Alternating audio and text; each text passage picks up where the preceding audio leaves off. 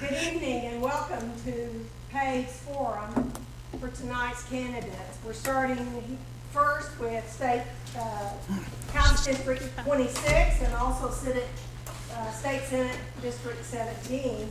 And Ronnie Sharp, our moderator, will introduce all the candidates here and also the candidates for the rest of the evening. First, if you would, those of you that are here, if you would rise, and we'll start off with the flag salute. Attention, position, pledge.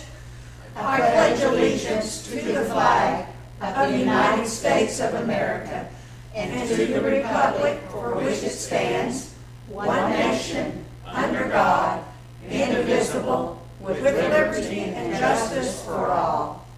Please be seated. Tonight I'd like to I've already introduced Ronnie Sharp, who will be our moderator, but Sally McLaughlin will be here as one of our timers, Karen Devereaux as one of our timers, Susan Morris as our screener on our questions, and Gloria Trotter, who always helps us set up our forums each time.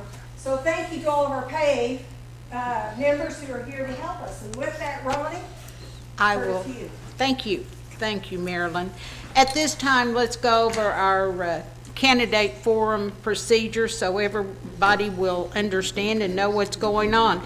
Each candidate tonight will be invited to make an opening remarks limited to 2 minutes each and a closing statement limited to 1 minute.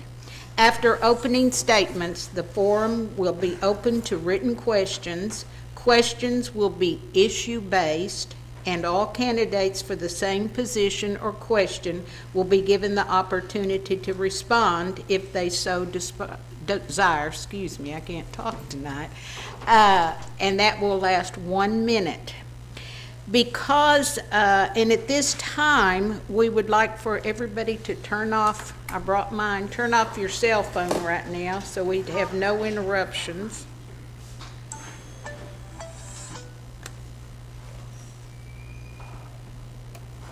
Our order of races tonight will be State Senate District 17, Oklahoma House District 26, which we're combining, and these gentlemen are already up here. Then we will have Tecumseh City Council, Ward 3, then Pottawattamie County Court Clerk, and end with Pottawattamie County District 2 Commissioner's race.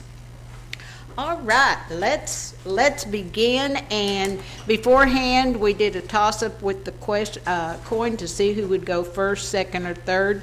Dale, you're going to go first. Shane, you drew the second number, and Greg, you're third. Okay? You may begin. Ronnie, if I may I read the statement this evening? Oh, let's announce the gentleman, Mr.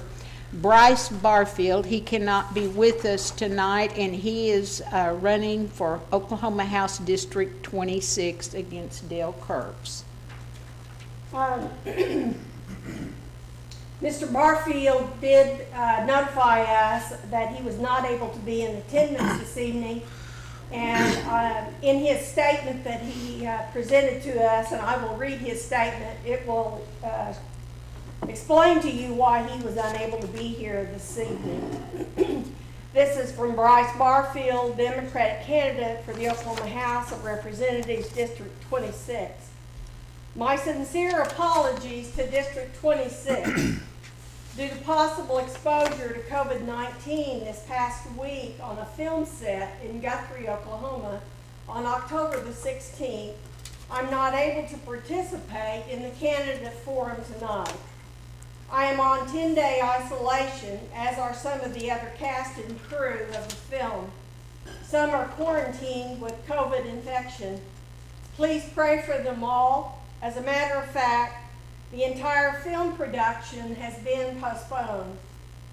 I am including your family, friends, state and nation safety and health in my prayers during these challenging pandemic times, and I pray that God protects you all. I am Bryce Barfield, a proud Democrat candidate for House District 26. My family background is Oklahoma.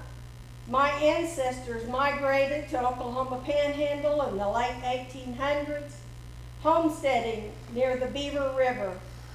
My grandmother traveled in a covered wagon to Beaver in 1906. My family history includes farmers, ranchers, educators in Oklahoma public schools, OSU professors, military members, and pastors. I graduated Beaver High School class of 1983. My business background includes senior level business management, project management, property development. He said, and I quote from Fred Rogers, "One of the greatest dignities of humankind is that each successive generation is invested in the welfare of each new generation," close quote. A Shawnee resident since 2007 and 20 years living in Oklahoma, I am co-parent to daughters 11 and 6 and a son 5. I am a poet, children's book author, actor, businessman, and president of Help Save Humans private foundation. Oklahoma survived the Dust Bowl and Depression of the 1930s, and we will survive this COVID-19 pandemic. I pray for our district and nation, as many are losing loved ones and are under enormous economic strain. As your representative, I will act in bipartisanship fashion, reaching out to all District 26 citizens. Let's unite as a common voice and take the voice of the people to the House of Representatives. Stay safe and mask up. Protect your family, friends, and yourself.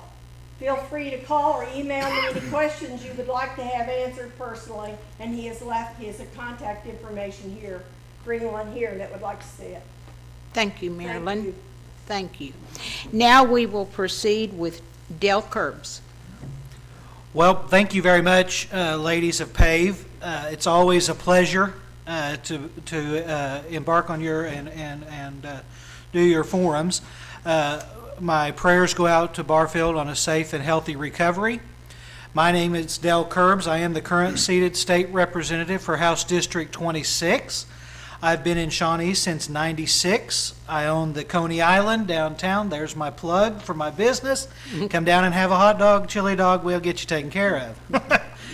I have two wonderful daughters, one that is 18 and is a freshman at the Oklahoma State University. I'll get that right. And my younger daughter attends North Rock Creek Public School. My wife, I've been married to my beautiful wife Linda since 2000 actually, September of 2000. Met her here in Shawnee, and we have started our roots here, raised our family here, and continue to call Shawnee home. Just looking forward to the questions that the citizens have this evening. And with that, I'm ready to turn it back over to you, Miss Ronnie. Thank you. Now we will hear from candidate Shane Jett. Thank you, Ronnie. My name is Shane Jett. I'm joined here with my wife, Anna Jett, and our daughters, Raquel, Esther, and Sarah, are not with us here. They'll be watching later. I really appreciate Pave for the work that you do to make sure that the population here is informed and engaged. I appreciate the work that you do and the precautions that you take to make this happen. I especially appreciate you accommodating my schedule so I could get back from Oklahoma City in time to participate. I was told, you don't need to do that. You should stay here in Oklahoma City and take care of this important business. I said no. I know Gloria Trotter and Karen and Susan and Sally, and they felt like they raised me and they'd twist my ear if I stood them up. But I take very seriously, I appreciate the work that you do, and I take very seriously my obligation to the community. If my time in the House serves any indication, I always told that my legislative assistant that there was anything going on in the district, they didn't need to call me if I had a conflict in Oklahoma City, that whatever was going on in the district, that's where I would be. And that commitment will remain. I've been out of the House of Representatives for 10 years. I've been in the private sector. I've served 11 years in the United States Navy as an intelligence officer. Also worked to support Naval Space Command, which became Space Command. I'm very proud of my service in the military. Served for 9 years in economic development finance. I am the Republican nominee for the Senate district. I'm pro-life, pro-Second Amendment. I support our teachers.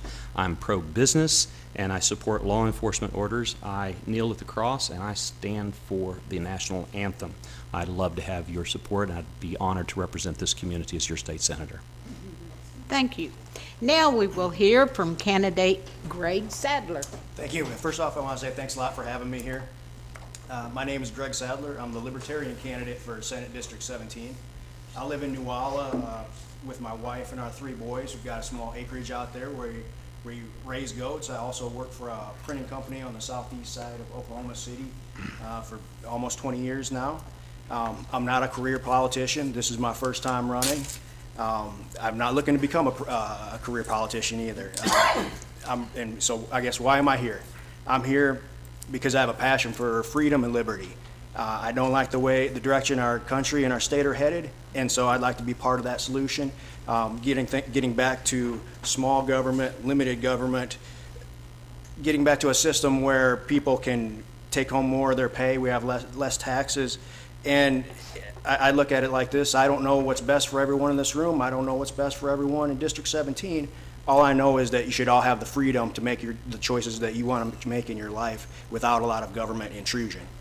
And with that, just want to say thanks for having me here again, and I look forward to your questions. Boy, I think this is a first, ladies. They get straight to the point and we go on. Do y'all want to go see the presidential forum tonight? Well, you know, we're the pre-show. They're taking notes on how it's done professionally. Yeah, exactly. That's right, and we're not going to turn your mics off either. We're going to let you talk. All right, first question. I'm going to throw it away to candidate Shane Jett. What do you see as the 3 top issues for the state of Oklahoma over this next year? The 3 top issues, I think, all are components of one major issue, and that is the economic recovery of the COVID pandemic. So you have the closure of businesses and the resultant loss of revenue that happened as a result of that. People lost their jobs. State revenues are going to be reduced as a result of that. So you're going to have a tightening of belt that's going to happen. You also have 28% of our revenues come from the oil industry. That's the #1 sector in our economy. They were trading at negative dollars per barrel. That's going to have a ripple effect into next year. And then you have State Question 802 that is going to take anywhere from $150 on the low end to $350 million from the legislature's ability to manage. And so that's going to mean some really tough decisions are going to have to be made next year. And one of the things that I bring to the table is I was in the state legislature in 2008 when we had the financial crisis, if you recall, and the ripple effect economically meant in 2009 we had significant budget cuts. I will be the only one in the Senate that has that institutional knowledge. My colleague, Representative Ken Luttrell, will be on the House side. He will have been there during that period of time as well. So hopefully we can learn from the lessons of the past, but we're going to have a similar repeat of budget cuts that are going to happen next year. So the 3 things to answer your question is the aftermath of COVID, the aftermath of the depression of oil prices, and State Question 802 and their implications on the budget is going to be our primary concern. And I'll give 30 seconds back to the group. I'm going to ask the same question to Dale Curbs. What do you see as the 3 top issues for the state of Oklahoma this next year? Well, thank you. Budget. I mean, really, that's what it amounts to. We're, as Shane indicated, we're getting ready to walk into some hard times. We are looking at potentially the numbers that we're hearing from the Board of Equalization for December will be $1.5 billion. That's with a B. So that's going to be a concern. We also have State Question 802 that did pass. So we have an additional funding issue that'll be new to the budget cycle. And that's also exactly the same. It's going to be somewhere between 150 on the low end to as much as 300+ million on the high end. We just don't know what those numbers are. The good thing about our state is we are on a recovery path. Yes, we have challenges with COVID, but we are on a recovery path. Our unemployment rate is in the 5% range, which is one of the best, if not the best in the nation. And we'll move forward, because one thing Oklahoma does know how to do is all Oklahomans know how to pitch in, work together, and get it done. And that's what we're going to do. At the end of the day, Oklahoma will be the great state that it's always been, and will continue to strive and work that way. Thank you. Candidate Greg Sadler, what do you see as the three top issues Sure. in the state of Oklahoma? And I'll try and keep these the three here. You can have more. I'll do my best to stay with three here. First off, like these gentlemen mentioned, the economy. We have to get back on track.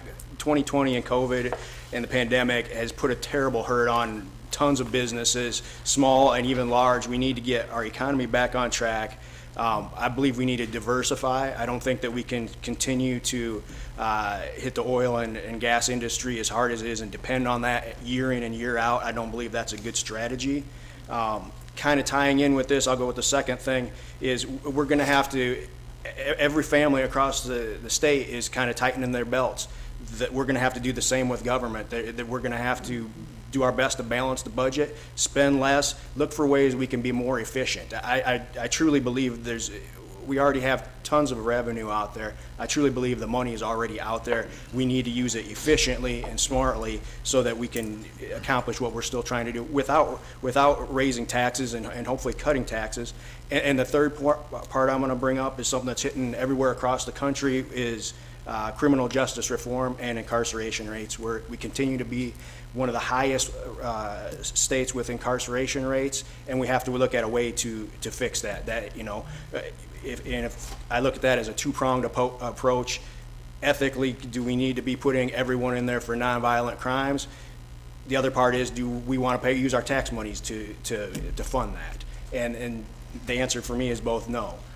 I think among other issues, those are kind of my top three. Well, then you're going to like this next question, and we will start with candidate Greg Sadler. Recently, Network News featured an African-American woman who served 15 years of a 30-year sentence for allowing her children to be physically abused by her husband. She received a 30-year sentence, and her husband, the one guilty of the children's injuries, was given a 2-year sentence.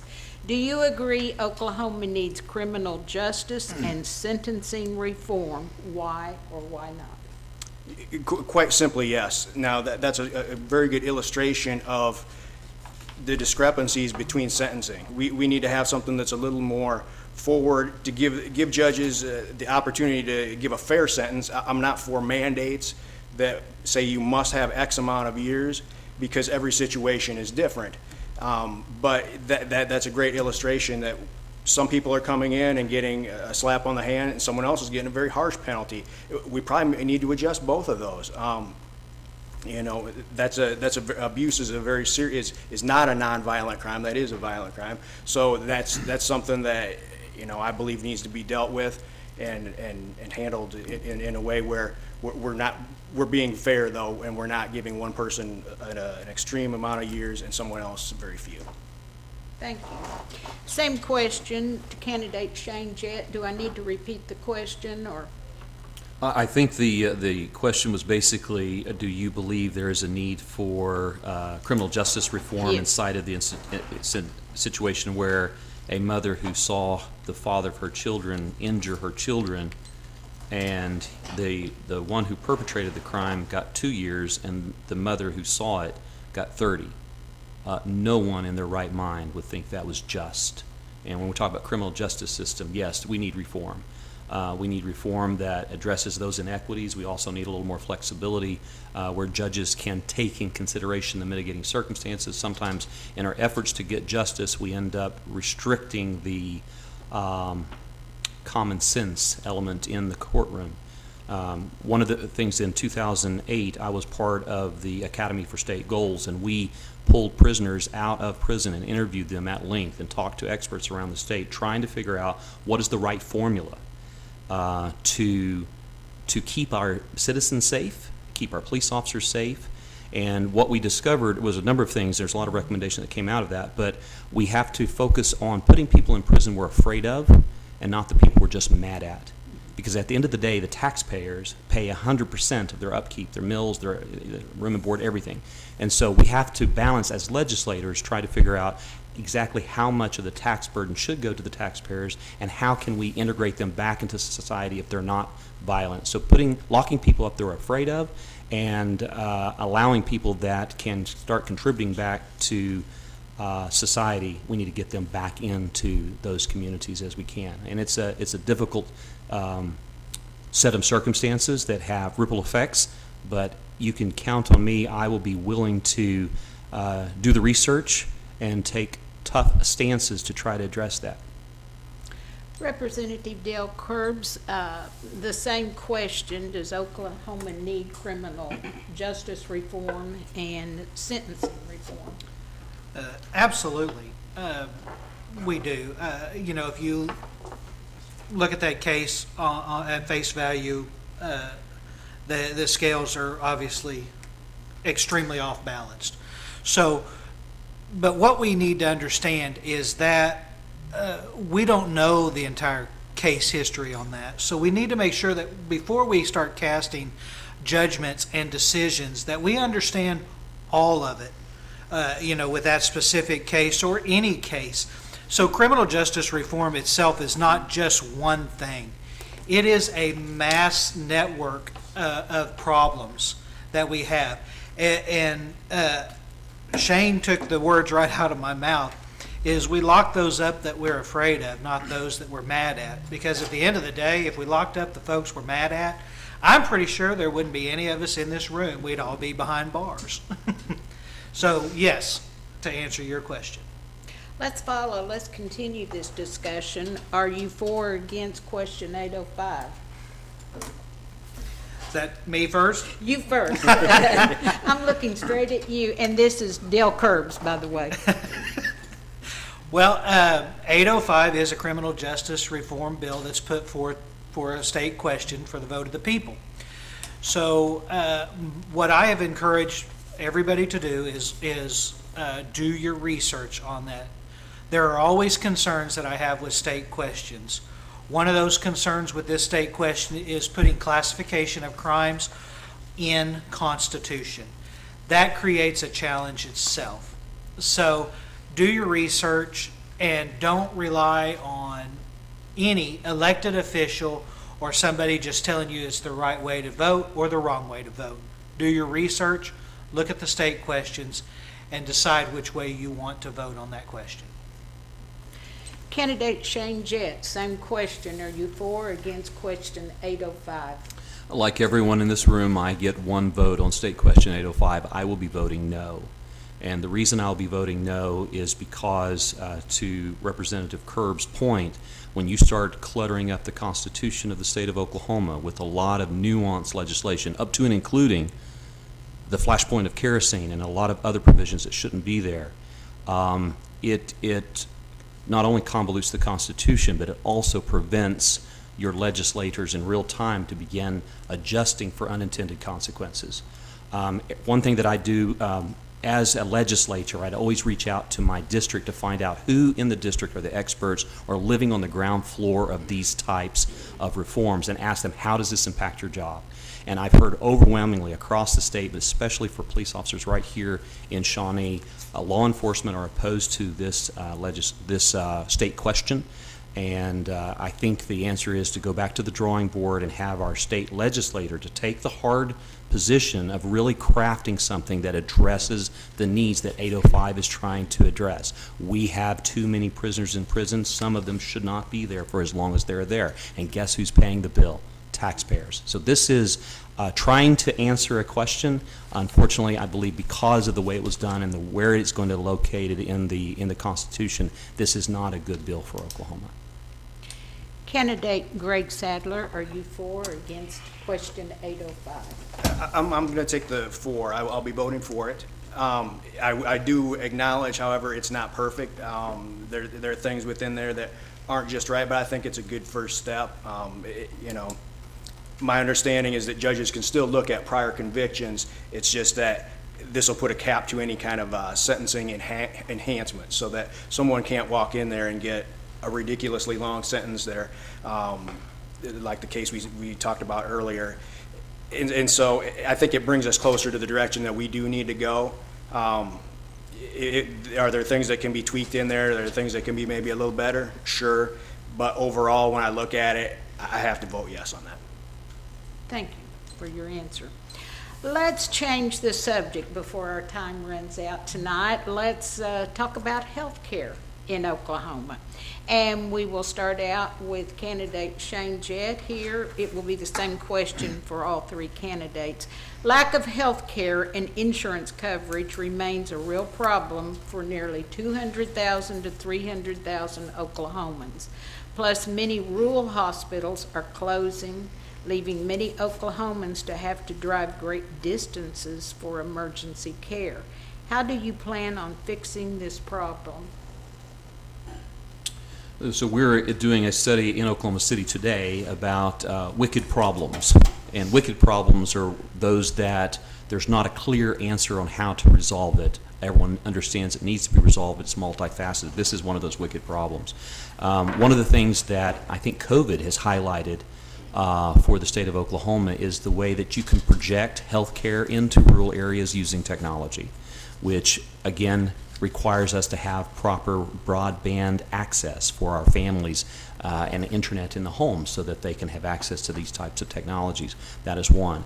We also need to look at legislation that restricts out-of-state companies who come in and cherry pick patients. We have some coming in from Texas that try to set up clinics and virtually put out of business a local practice of a local Oklahoma-owned practice. And then they'll end up shutting down after that practice closes, creating a healthcare desert, if you will. So this is an issue that we have been working with for quite some time. OSU has telemedicine, distance medicine that was going on 16 years ago when I was in the state legislature, something that we're grappling with. So how do we address it is going to be continue looking for those reforms that bring resources out into rural areas, both technological as well as technology, and then making sure that the funding reflects the values of the state of Oklahoma. So how do we categorize our expenditures to make sure that it's addressing the health needs of all of Oklahoma, not just in the metropolitan areas? We'll go next to Representative Dale Curbs. Would you like me to read the question over? Yes, on please. health? Lack of health care and insurance coverage remains a real problem for nearly 200 to 300,000 Oklahomans. Plus, many rural hospitals are closing, leaving many Oklahomans to have to drive great distances for emergency care. How do you plan on fixing this problem? Thank you. One of the things that we did learn through COVID was we all got a crash course in technology, whether we wanted to or not. If we wanted to stay connected with family, friends, meetings, everything like that. If you had a teenager, it may have been a little easier to take those lessons and them to teach us on those technologies. But that did bring up telemedicine and the sides of that help in our rural area. Now, the problem we have in our rural areas is with broadband. So at the state, we've already, with some of the CARES Act money, are already working on a rural broadband initiative, working through with the technology companies to make sure that we can get rural broadband out there. One of the challenges that we've already noticed is overloading of the system, just trying to get our schools to be able to communicate with their students. So, when we talk about healthcare, nobody thinks about, oh, wait, there's a school. There's also a rural school out there as well. And so we've got all those components that are trying to filter themselves up into one technology at the end of the day that's on a pole that's trying to communicate back and forth. So we have some challenges in our state, but we're already looking and addressing those specifically in that way. And one of the other things with the new Medicaid expansion of 802 is we have to look at the managed health care side. and to make sure that we keep those dollars in our state and not send those dollars out of state for somebody to manage. We've been doing it for years here in the state quite well. We need to make sure that we do continue that so that we can continue to hold our rural hospitals and be able to fund them the way that they need to be funded to help our citizens. I got to cut you off. Cut me off. Your time's up.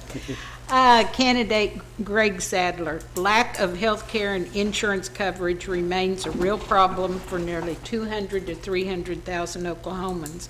Plus, many rural hospitals are closing, leaving many Oklahomans to have to drive great distances for emergency care. How do you plan on fixing this problem? Sure, I'd like to start off by looking at some of the regulations. If we could deregulate some of the regulations that are tying the hands of the healthcare industry, get those regulations out of there, give the decisions back to the people who these healthcare decisions are, that affects their lives. We get too many government restrictions in the way, and then it's not as profitable or it's not as feasible to open up a clinic or a hospital in a rural area. If we could do that, it would be, it'd be more efficient. It also creates competition. The less regulations we have, the more competition we'll have, and that should drive down the prices, which will make it easier to open up some of those rural clinics, those rural hospitals. To touch on the last point there, rural broadband is an issue, though. I live in a rural area. We have DSL. We do not have access to broadband, and it's terrible. So that's one consideration we do have to take, that, hey, not everybody is connected the way that the folks in the city are, but I think we start off with deregulation. Thank you. Next question, and we will start with Representative Dale Curbs. What makes you better suited to this position than your opponent? Well, I'll be honest with you, I don't know a whole lot about my opponent, but I can tell you, for me, I've been in the community since '96, been an advocate for the community involvement. I'm also the current president of Safe Events for Families, which does the Christmas parade, Boo on Bell, which is this weekend, by the way, so hope to see everybody out there. And just own a business here in the community, the Coney Island, like I said. My daughters both went to school in Shawnee.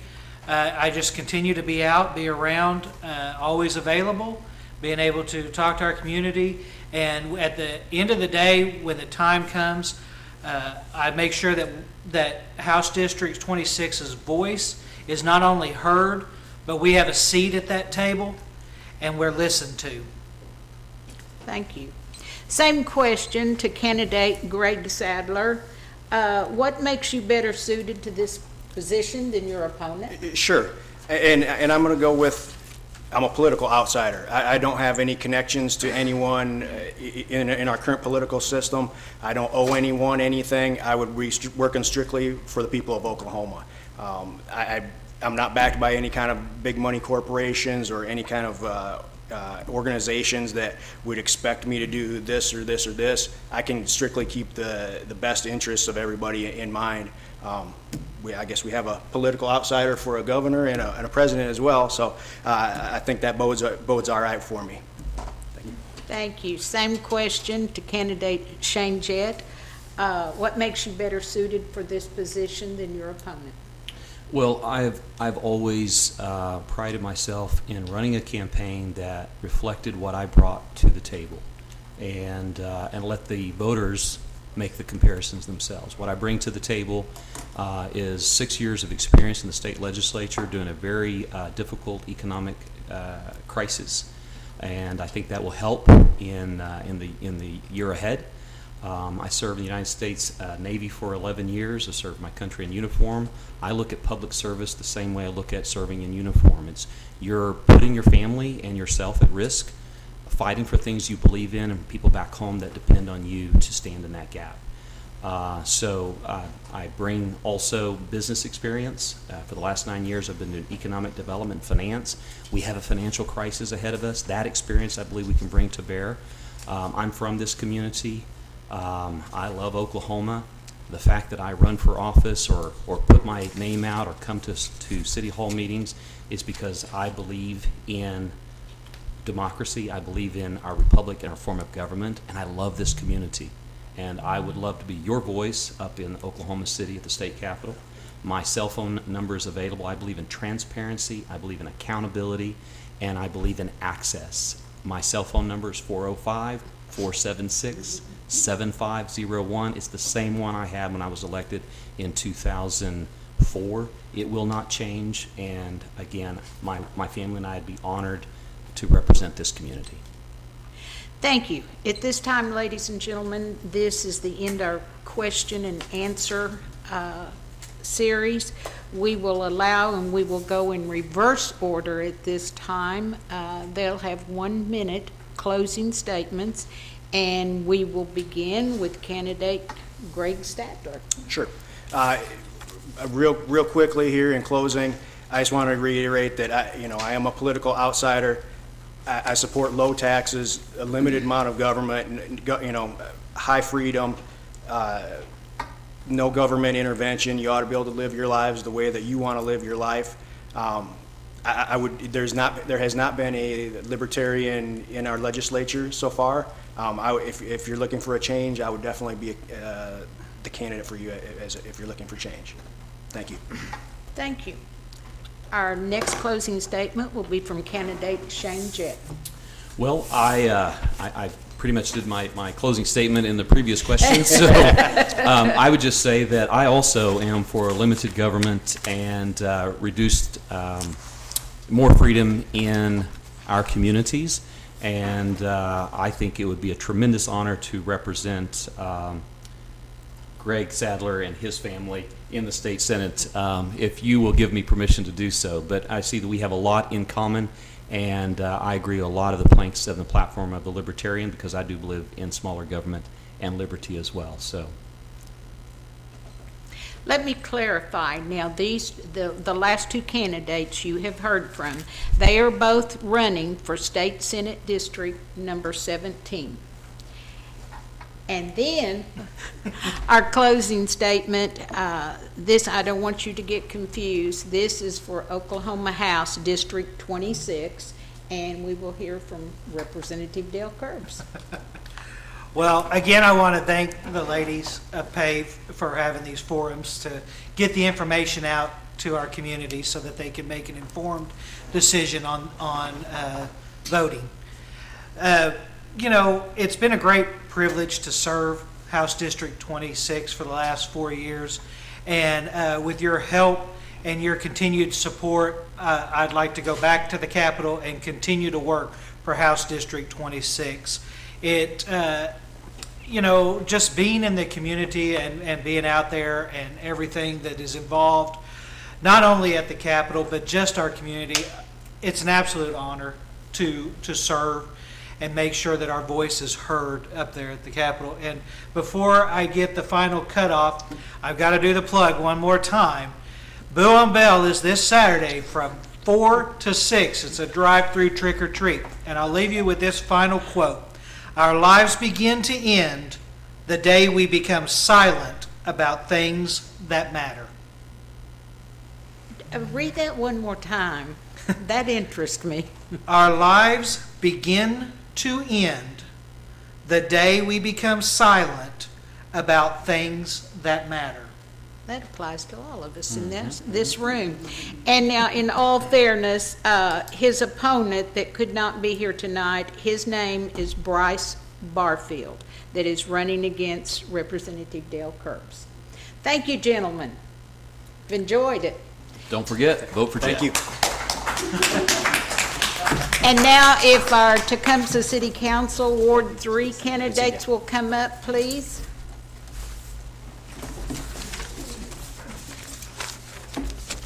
That was a good. Thank you.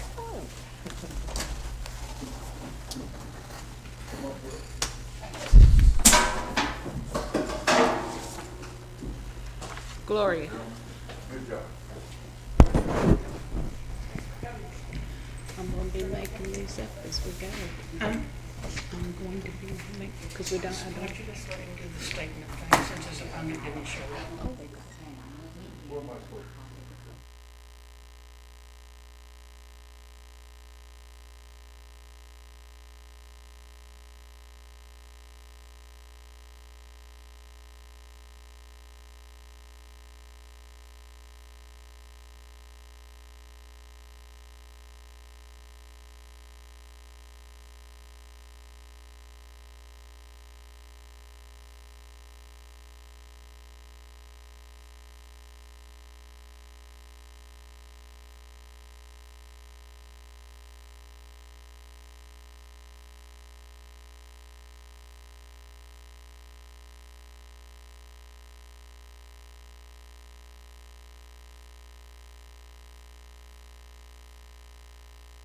Are we ready?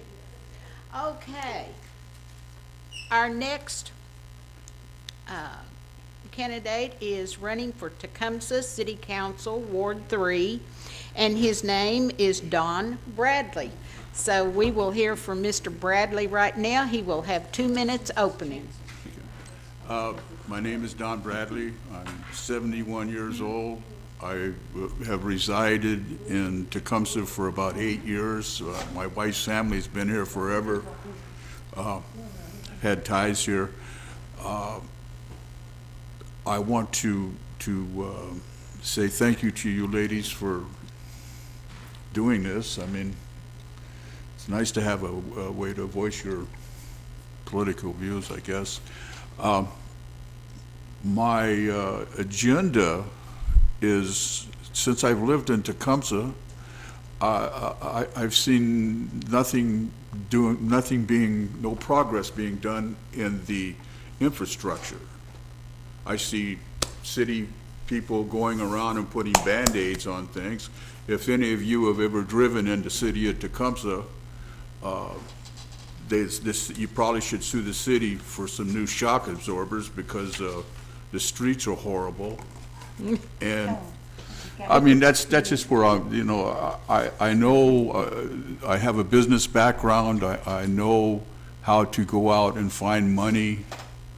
There's lots of money out there if you just go ask for it. If you know the right places to ask for it, they'll give it to you. And I have connections with things of that matter, and I think I can help the city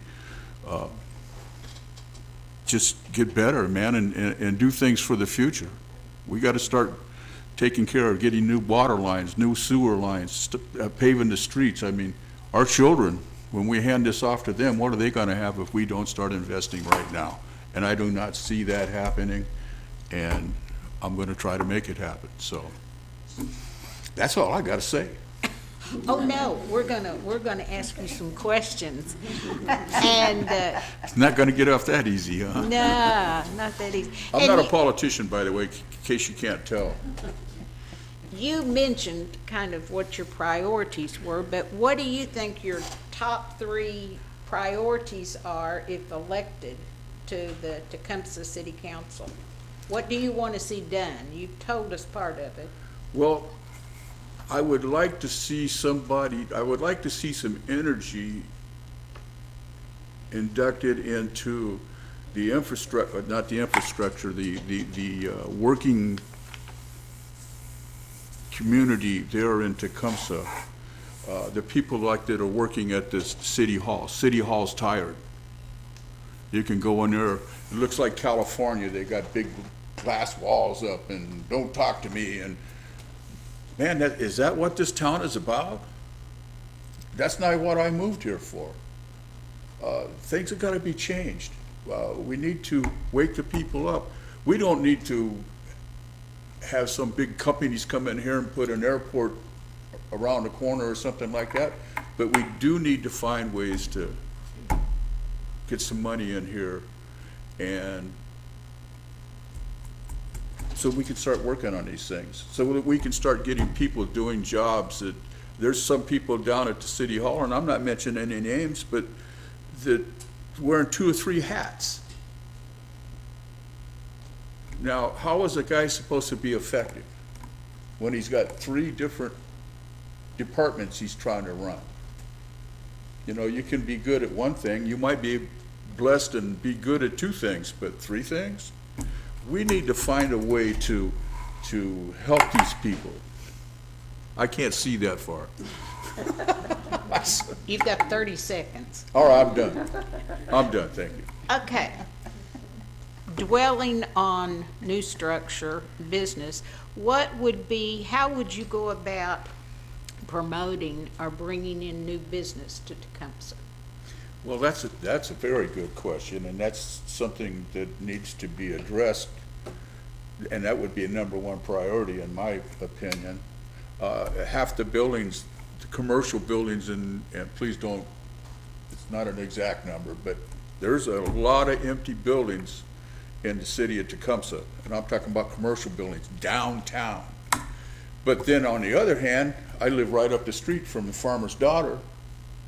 Those people are doing business every day. Now, why is it that they can do business and the guy down the street folds up and is gone? And, you know, they open up for 30 days, 60 days, and then they're gone. Why is that? We need to hire people that know how to get those people in here. We need to wake up. This is the 21st century. If Tecumseh continues on its path right now, I predict that by the time we hand this off to our children or our grandchildren, there's going to be nothing left. It'll all be rotted and gone away. You know, like I said, we don't need airports and stuff like that, but we do need to find ways to bring business to town. And I think that we need to hire people that know how to do that.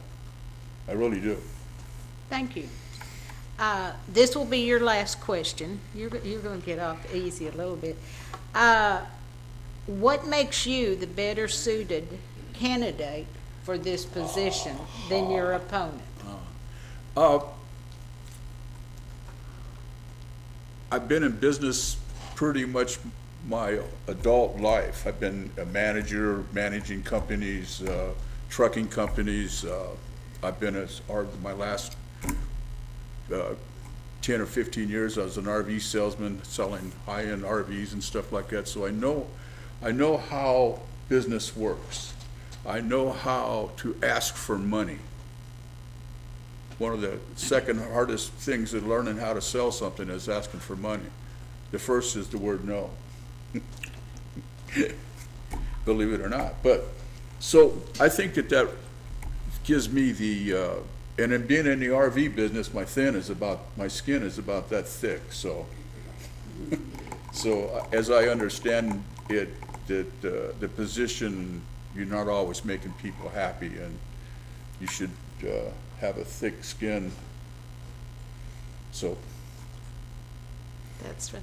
Let's give you one more minute for a closing statement. oh, I got to close too, huh? You've got to close too, and you're listening to candidate Don Bradley. Thank you. I want to get your name out there. Again, like I said, I'm not a politician. I'm retired. I will get up. I will go do my job. I've always been good at that. I've always been loyal, on the job kind of a person. That's been my work doctrine. I will work for you. If you elect me, I will work for you. I mean, I'm doing this on my dime, so that's got to mean something. In all fairness, the candidate that is running against Mr. Bradley, his name is Ryan Wigington, and we don't know why he isn't here tonight, but you have just heard from candidate Don Bradley, and it is for Tecumseh City Council, Ward 3 seat. Thank you. Thank you.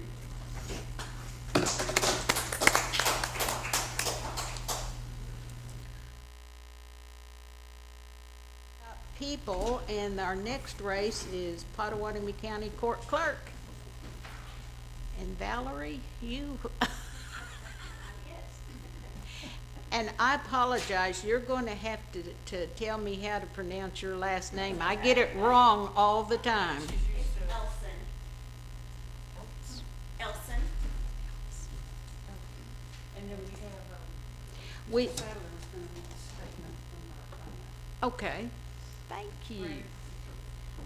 All right now, before we get started with you, Valerie, Greg Sadler is going to read a statement from Bud Jeffrey that could not be here tonight.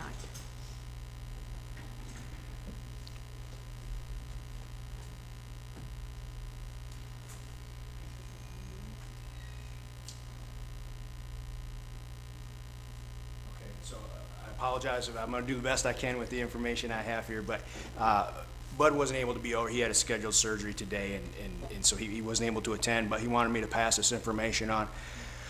He's lived in Shawnee for 6 years. He was born in San Francisco, California, lived in California most of his life. His father was from Sand Springs and then briefly moved back there when Bud was a boy. He studied at Cal State University at Long Beach. After graduation, he worked as a paralegal in various managerial positions, but also held an elected position in California. For 4 years, Bud held an elected position as senator of the Oklahoma Silver-Haired Legislation. He holds appointed positions he has held appointed positions of treasurer for the organization. For this position, he does mostly bookkeeping services, like keeping records of transactions, writing reports, including year-end reports for the organization. He has also received an accommodation from the Lions Club of Shawnee for his participation in the emergency management team. He's a proud member and elder of the citizens of Pottawattamie Nation. He is the dependable experience and financial and fiscal responsibility required for the position of County Clerk of Pottawattamie County. Thank you. You've just heard a statement on behalf of Bud Jeffrey that could not be here tonight. Thank you, Mr. Sadler. Thank you. At this time, we will hear, would you like to answer some questions? I'm asking all these candidates tonight because they have an option. If you'd like to give a statement of 3 to 5 minutes, or start with 2 minutes and then answer a few questions. All right, we like to hear that. We get to know you a little better. We will hear now from Valerie Elson, and you will have 2 minutes for an opening statement. Thank you. Thank you all for this opportunity this evening. Thank you to Pave for hosting this event. My name is Valerie Elson. I am the current court clerk for Pottawattamie County. I am in my 5th year as court clerk. I am from Shawnee, born and raised here. Decided to raise my family here as well. I have a 17-year-old, a 13-year-old, and an 8-year-old. They keep me very busy. They all 3 attend North Rock Creek, very involved in the community. I love my community. Love it so much that this is where I want to raise my family. I love my job, and I am very passionate about what I do. Thank you. Thank you. All right, you mentioned you have been court clerk for 5 years. Yes. Let me ask you, if elected again, what are going to be your 3 priorities for this next year that you'd like to see accomplished? I'm glad you asked. One of my main goals when I became court clerk was to digitalize our court records. Our court records extend back to the beginning of statehood. So as you can imagine, we have a lot of court records.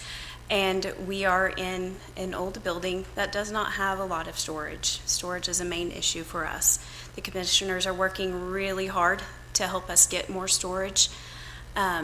Thankfully, last year, we had a group of court clerks that fought really hard to get a law passed to allow us the opportunity to have a fund, it's our preservation fund, to preserve the old records so that we could get them digitalized. That is my main goal. My number 1 goal is to make sure that those old records will be preserved and be preserved in a manner to extend well past my grandchildren.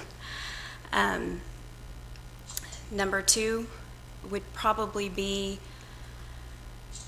budget issues. I don't have a lot of control over that. But working with the budget that I am given and trying to do the best that I can, not only is the state struggling financially? It has an impact on the court system as well.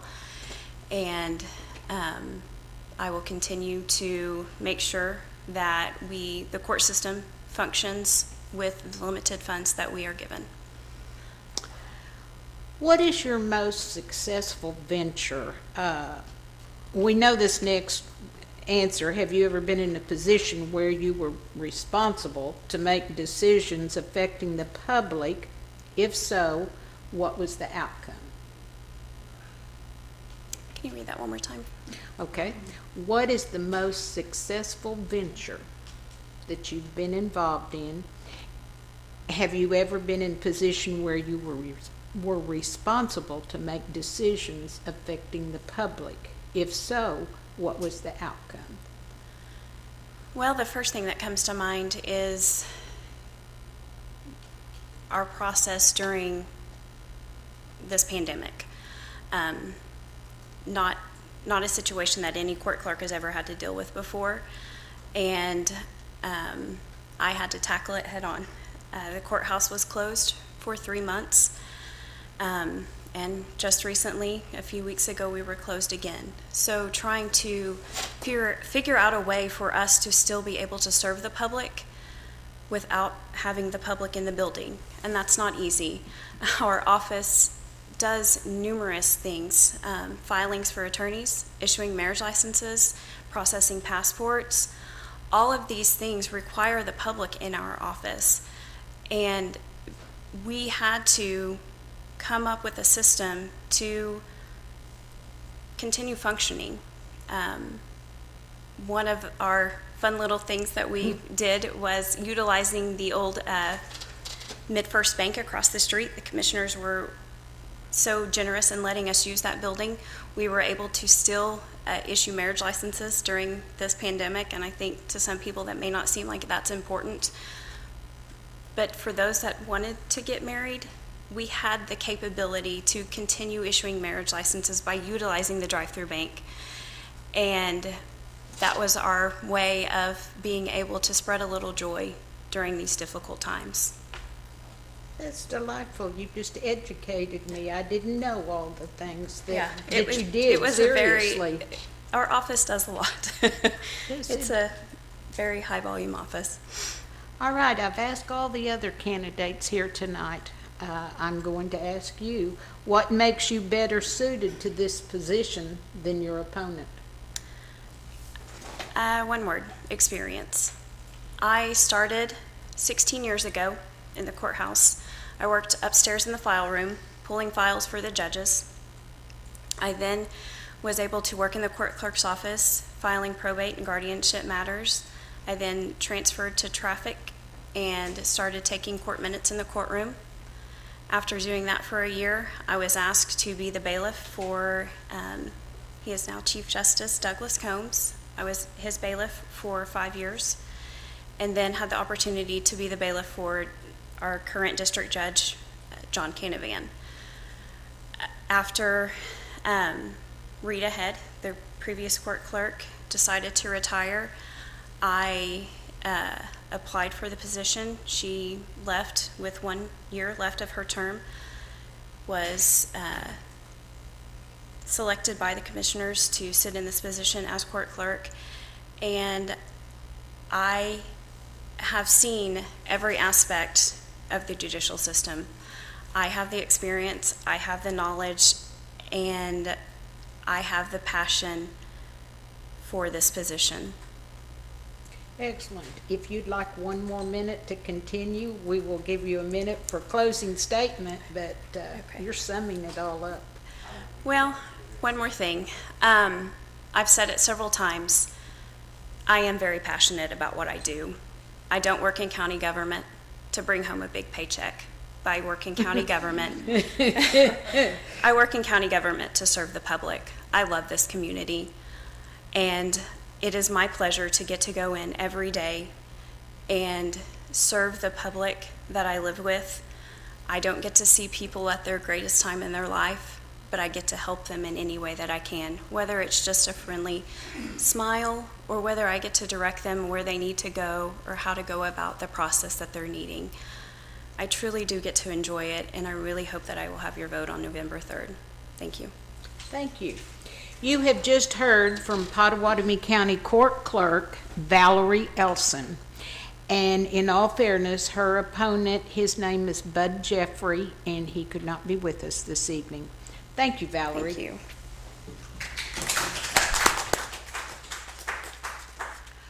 Our last race for the evening is District 2 Pottawattamie County Commissioners race.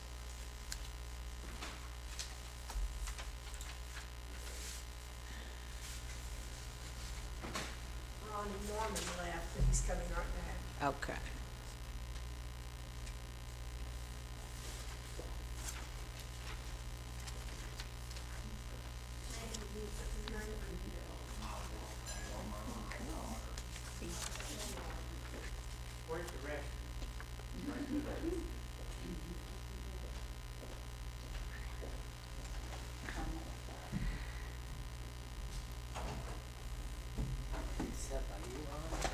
Oh my God, you keep 6 feet away, boy.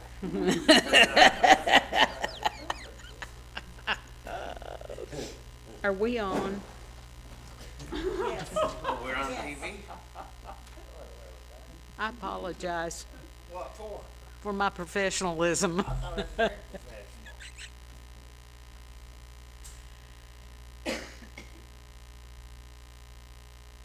Ladies and gentlemen, we have a few minutes delay, but we will be right back with you, and this will be our last race for the evening.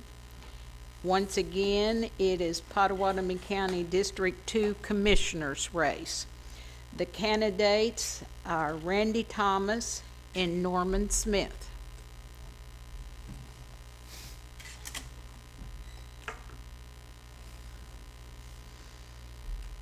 Is this mic on? Yes, we're We're good. We're rolling. Okay. And here comes Norman Smith, and you all did a toss-up, and Randy, you're going to be the one going first to speak your 2 minutes. Tell a little about myself. Yes, sir. Again, thank you ladies for the 14th time tonight. Thank y'all so much for your time and effort y'all do for this. It's very informative to the people, and we appreciate it. I'm Randy Thomas. I've been District 2 County Commissioner for the past 8 years. I'm married to a beautiful lady for 29 years. Got a beautiful daughter that's 33, and she's a rock star. Run some cows out on Little River Bottom.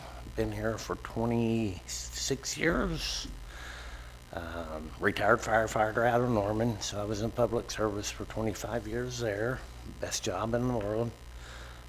Ran my own concrete and construction business for 30 years.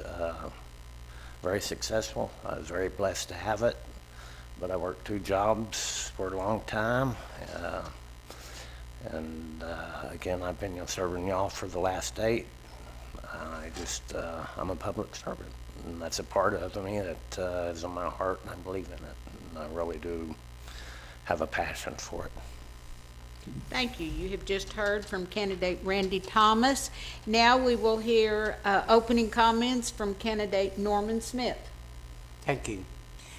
Well, this is my very first time in such a place as this, so I have no real clue what I should really say. My name is Norman Smith, and I am a Democrat only because of the way the election laws of Oklahoma are operated. That is, if I went as a Republican, only part of the people get to vote. So to cause or enable everyone to be able to have a vote, I chose to register as a Democrat. I am not a Democrat at heart. I do not stand up for their issues. If you're interested in knowing who I am, I would suggest that you watch Walker, Texas Ranger, and pay particular attention to a character named the guy that plays the Chief Ranger, Chuck Norris. You will notice a lot of different things about how he responds to issues that come up. In politics, I'm sure that there are a lot of issues that will come up that I am not aware of at this time. I do not know all of the issues of the office. I do know that Randy Thomas has said it takes 25% of his time. I am raised in a road building family. I know how to build roads. I know how to take care of them. I have military experience, up to 160 people. So I have all kinds of supervisory experience. Thank you. Time. All right, that leads me to the first question, which I will let candidate Norman Smith answer. What road building experience have you had? Actually running the bulldozer or the road grader or supervising the people that do it, I have absolutely none. I have lived all over the country where my dad was employed in building interstate highway. When I was in high school, my dad graded the state highway. I know what the equipment is. I know how to run it. I know that water flows downhill. You do not dump dirt in a bar ditch to correct it. You clean the bar ditch out, especially if it's 60 feet from the culvert. I know that you put the culvert at the bottom of the grade, not halfway up the hill. So if you want my road experience, I've lived out here 20 years. I haven't had to grade my driveway one time, and it's on a slope that water flows across my driveway. I have not had a driveway wash problem or anything. I have explained this to the county commission, and they don't seem to be able to take it up and do anything with it. So if you want somebody that can fix your road, I'm the dude. I know how to fix it, not what it takes. That is, I don't write checks. I will fix your road. Thank you. Same question, candidate Randy Thomas. What road building experience have you had? Like I say, I've been in the concrete and construction business for 30 years, but I have a crew that's probably got 180 years experience combined, and they have the experience it takes to maintain and build roads. And I'm not a motor operator grader. That's not my position. Yes, 25% is what I spend on the roads, and that's mainly brainstorming on Fridays with my road superintendent, making sure the budget's there for him. He's got the equipment and materials he needs on hand. But what you got to realize is I sit on 6 different boards, commissions, and councils. We just got through settling a $6.4 million budget for the year. We're dealing through closing courthouses. So yes, I spend 25% of my time on the road, but I have a crew that's got almost 200 years of experience. That's what they're in business for.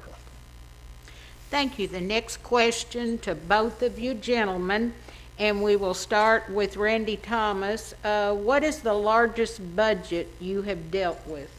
This would be the $6.46 million this year. We were up $378,000 from last year's budget was 5.8, so we're dealing with the $6.4 million budget this year. Same question to Norman Smith. What is the largest budget you have dealt with? Well, I have not dealt with any $100,000 budget. I will tell you that I am founding president of a nonprofit corporation called Frontier Walkers. I was basically responsible for overseeing events, engaging the community, and engaging people, including international guests at my hosted events. We were the #1 Vogue Sport group in the state of Oklahoma. I also was president of the state association. So, yes, I realize it takes money to build roads. I know how to spend money. My basic life experience is I am debt-free. I have been debt-free for over 20 years. I retired early at the age of 56 and did not have to work. I am not interested in taking this job for income nor career. I am only interested in it for building roads. Thank you. This next question will start with candidate Norman Smith. If elected District 2 Commissioner, what would be your top 3 projects you would like to accomplish? My top 3 road projects? Just top 3 future projects you would Well, like the to top 3 things that, as county commissioner, the top 3 things I think are more important than anything else is the leadership. I have integrity, I have honesty, and I will respect you. I don't care how you approach me, I will listen to you, and I will resolve your problem. I will not tell you that the district attorney said, do not call me. I will fix your road. Thank you. Same question, District 2 County Commissioner. Please name the 3 top future projects you'd like to see accomplished. I would like to answer his DA question, Excuse me? his district attorney question. Okay, I'll stay on course. This is time, Ron. Randy, that's your time. Okay, this is a voicemail I received from Norman Smith. Good afternoon, Randy. This is Norman Smith, 658-8723. You need to make an appointment and come out and look at some things on my road. We have a serious problem. If not, I will look at dealing with this in some other way. So with that, you consider that a threat or not? I notified my district attorney. He's also threatened my road superintendent, and I did notify the DA and said, listen, I interpret this as a threat.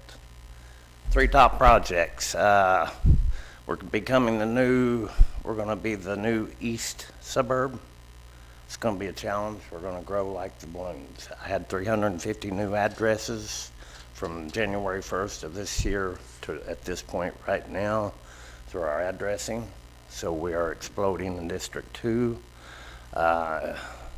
I've got the 3 state projects that I want to get done. That's the intersection of 177 and Hardesty Road. I've got 2 bridges that's planned through state of Oklahoma. They'll be coming on in 23 and 24. And then our 3rd will be economic development. We're going to grow and bring in some business like our Shawnee Marketplace, even the Macomb ice dock that had to produce 875,000 pounds of ice, and they employ 9 people now in Macomb, Oklahoma, that I was responsible for bringing in. So those are cool things. Thank you. Next question, and we will start with candidate Norman Smith. There are rumors that the county fair may leave the expo center and find its own location. Do you support this effort? Why or why not? I'm sorry, do I support the county fair? Let me read the question over. I'll take my mask off. There are rumors that the county fair may leave the expo and find its own location. Do you support this effort? Why or why not? I don't know about the county fair being the expo or anything. All I know about the county fair is basically participation as a citizen. Since my announcing of running for office, I have been approached about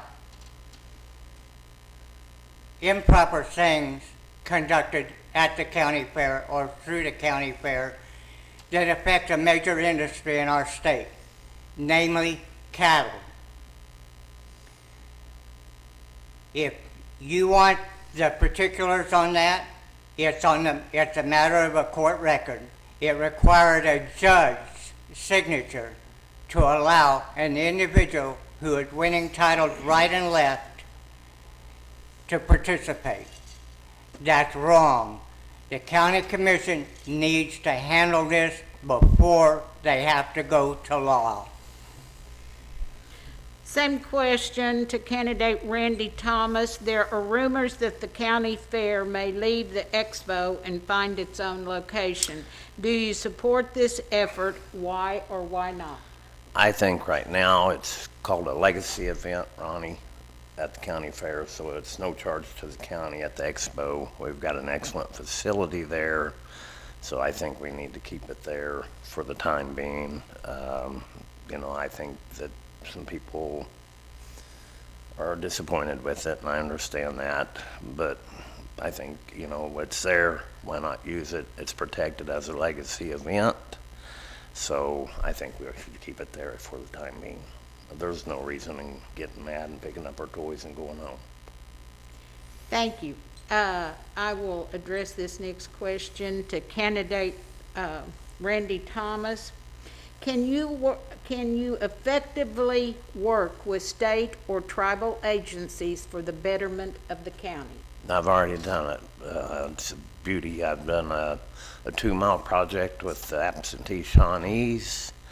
And the beautiful thing is, with my coordination with Cleveland County, they had blacktop to the county line.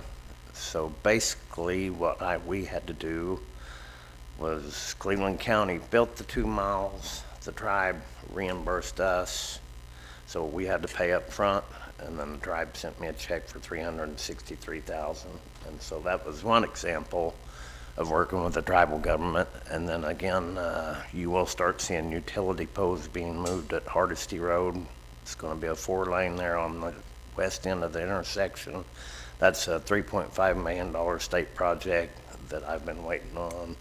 So yes, I've done several of those. Thank you. Same question to candidate Norman Smith.